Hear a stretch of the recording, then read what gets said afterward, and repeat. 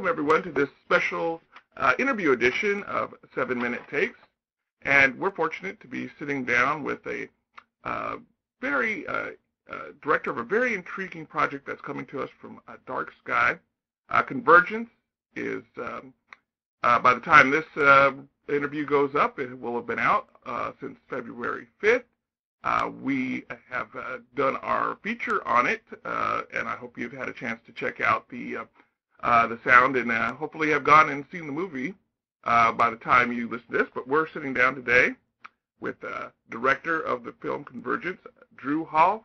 Drew, how are you today? I'm good. How are you? Doing well. I appreciate your time today, and glad to sit down and talk to you about Convergence. As mentioned, we watched the film a couple of days ago.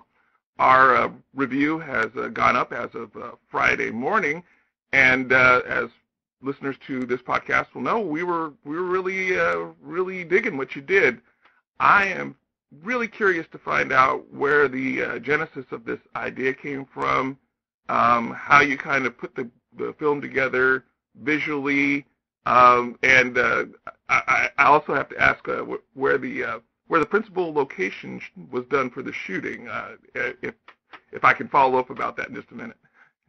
Oh, sure. So the idea, in all honesty, I'm a science fiction action kind of guy. Is what my past has been, and I had someone tell me and say, hey, have you ever thought about doing a horror movie? I think you'd be really good at it. And I was like, look, man, everything scares me. I'm one of those people, like, I get freaked out by certain things. They said, no, just write something unique.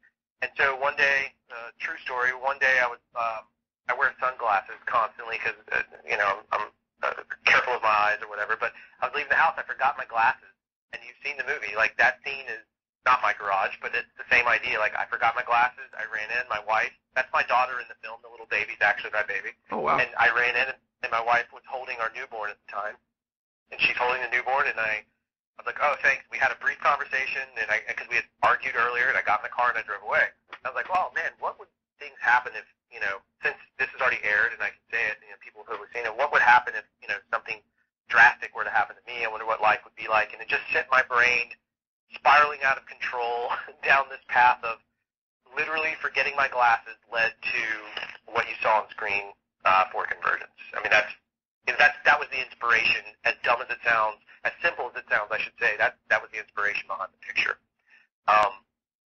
Yeah, it does seem to come from a really personal place, and so that actually makes a lot of sense. For those who've seen the film, it really does kind of delve into kind of issues of both legacy and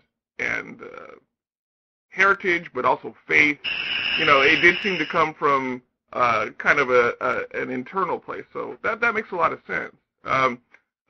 Where did you guys shoot the locations for that film? We actually did, the principal photography was shot in Mobile, Alabama, which is where I grew up. We came back, and Alabama has a tax incentive, so that's what led us here. But then it being such a personal story, I could make an interesting sort of, I could maybe make myself too close to it. Unfortunately, it came with some baggage. But we shot it, there was a hospital here that had closed like 3 to 6 months, maybe even 9, but it had closed completely, yet the people running it kept it fully up. Like, when I say they kept it, like, they kept it, the floors were polished, there was still medical gear in there, there was all kinds of stuff. So I drove by one day trying to think of the anchor or the location, and we saw it, and I'd been obsessed with that hospital. Like, I want to film there. Actually, I really wanted to play paintball there, but that's a different story. And I saw it, and I was like, oh, man, maybe I can get it. And suddenly, like, they came through, and they were very helpful. They loved the story. They got the idea behind it. And plus, we shot the majority of it in there for about 3 weeks, and then we shot some locations. Obviously, like, the chapel scene was no hospital has a chapel that elegant, so we built that on our sound stage and filmed it there and did all that kind of stuff. But, yeah, it was an actual abandoned hospital that was haunted as crap. Oh, really? Oh, my God, it was crazy. Like, we had a spirit box on set because of, characters in the picture or whatever. We walk around, and yeah, I won't do it anymore, but, like, people started kind of thinking it was funny, and I don't know, believe what you want, it is what it is, but, like, people started messing with it, and then things would happen. A couple of people got pushed, People talked about their hair getting lifted. And, of course, we took all these ideas and threw them into the movie. But, yeah, because yeah. It really does have that feel to it because, of course, for those who, again, I'm hoping as we run this on the 9th that a lot of people have seen the film based upon our review and have had a chance to check it out. The twist at the end kind of ties into the whole ghost hunting phenomena, which I thought was just a really, really clever insertion there. And in my own personal aside, my mother worked in a hospital for 30 years, so I spent much of my youth running around the halls of an old hospital. And trust me, there's nothing scarier than an old hospital at night. And I think you really captured that. Yeah, nobody wanted to walk in it alone. Like, it was terrifying. It's just absolutely terrifying. Because I'm one of those people that, as a director, I don't leave until the last crew person leaves, just because I feel like it's part of my responsibility is to be there for them if they ever have a question. So I don't leave set unless, typically I'm maybe not the last, but almost the last person to leave. And I would forget something, my director's book, and I'd run through the hall. I mean, it was the hair on the back of your neck just pops. Can't even help it. Yeah, and part of really what makes this film work, of course, is some wonderful performances by your cast. Clayne Crawford is very good. Ethan Embry is really a revelation. As well, in some ways he's the villain, but in some ways he's not. In some ways he's acting out what he thinks is the right thing to do in the situation that these people find themselves in. Talk a little bit about working with this cast. How did that come together? And just a kind of overview about how the performance process went. Yeah, sure. So we got really lucky with the producer of Convergence, a guy named Scott Robinson. He was like, hey, I got an idea. Take a look at Ethan Embry and think about him, because he had seen Cheap Thrills, and I had seen Cheap Thrills, and Ethan's really good in that movie. Yes. And we thought about him and was like, oh my God, that's genius. And we had cast Clayne, and part of the reason we cast Clayne is he's an Alabama native, and I wanted to make sure it was someone that wasn't forcing the South, that understood, that could talk like a Southerner without sounding like the stereotypical, hey, y'all, kind of dumbed down effect. I wanted it to be authentic as they are. So we talked to Clayne, and I'd seen Clayne in Baytown Outlaws and loved him. So we saw that, we put Clayne in, and then Ethan comes in and just starts like melting everybody's brains, because Ethan has these eyes that just, he looks so friendly, and then he could turn him into something, when he's performing, he'd turn him into this vicious Daniel Donner character that just was terrifying. And then, Michael T. Williamson has been on my list forever. I'm a big fan of a show he was on called Boomtown. He played a character named Fearless. I've been obsessed with his performance and his roles, and he's obviously on Justified, and he's Bubba Gump. Yes. So I've been obsessed with him forever, and getting to work with him. So I had him on my list, and he was the first guy. Like, I was like, we got to get him, and we did it, and we pulled it together. And then Laura Cowett came in from New Orleans, and I fell in love with her, and just she understood everything about being Esther.